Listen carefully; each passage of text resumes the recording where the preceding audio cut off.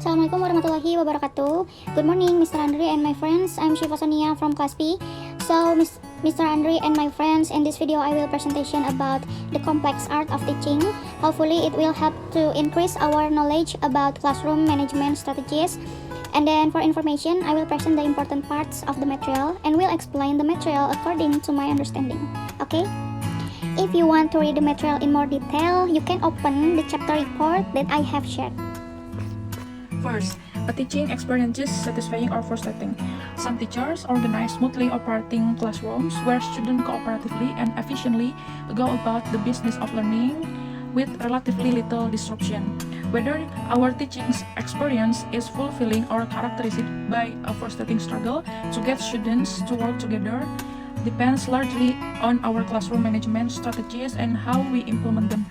Through the implementation of such strategies, we are able to meet one of our primary instructional responsibilities, to provide students with a learning environment that is conducive to achievement and free from disruption, distraction, and threats to their safety and well-being.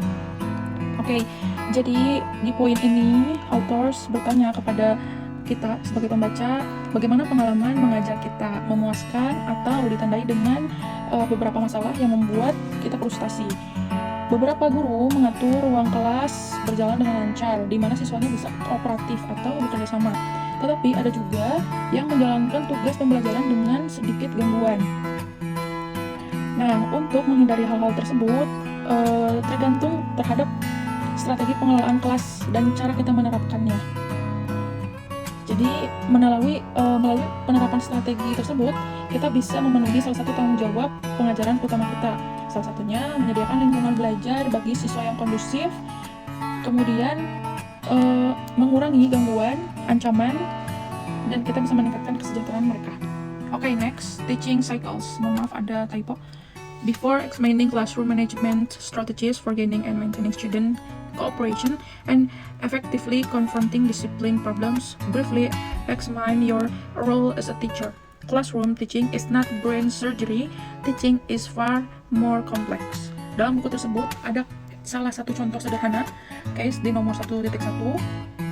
Ini tentang Miss Martinez, seorang guru bahasa Inggris di Carver High School. Nah, jadi si Miss Martinez ini percaya bahwa siswanya ini perlu meningkatkan kemampuan mereka untuk berkomunikasi secara tertulis.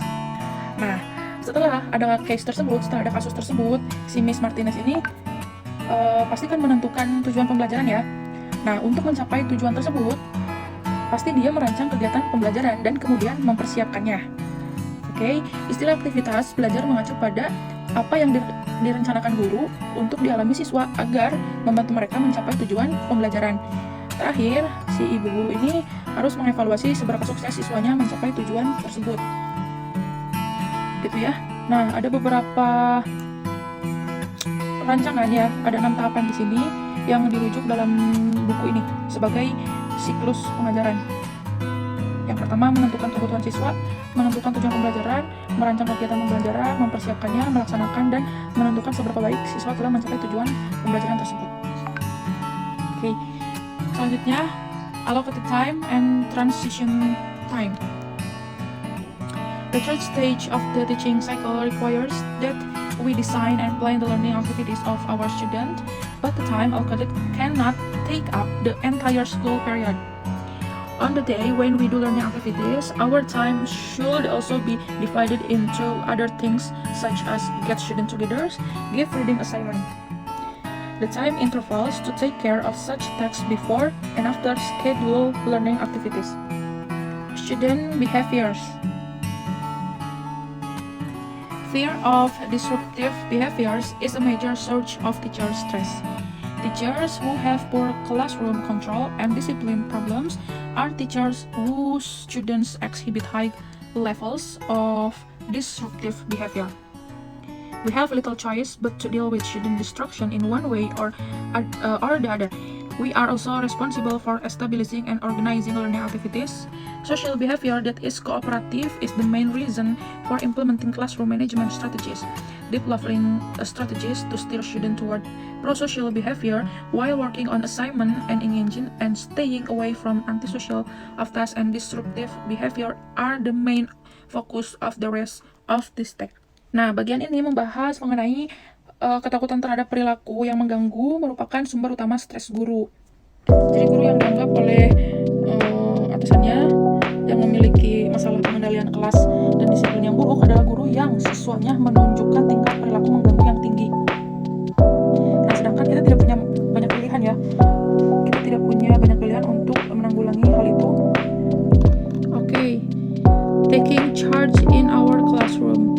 The main influences on how much of our students' time is spent cooperatively engaging in learning activities are the goals you set your student to achieve, how you plan, prepare, and execute learning activities, how you evaluate your student achievement, how you set up and manage the classroom environment, and how you communicate with students and their parents. When the proportion of allocated time that students spend engaged in learning activities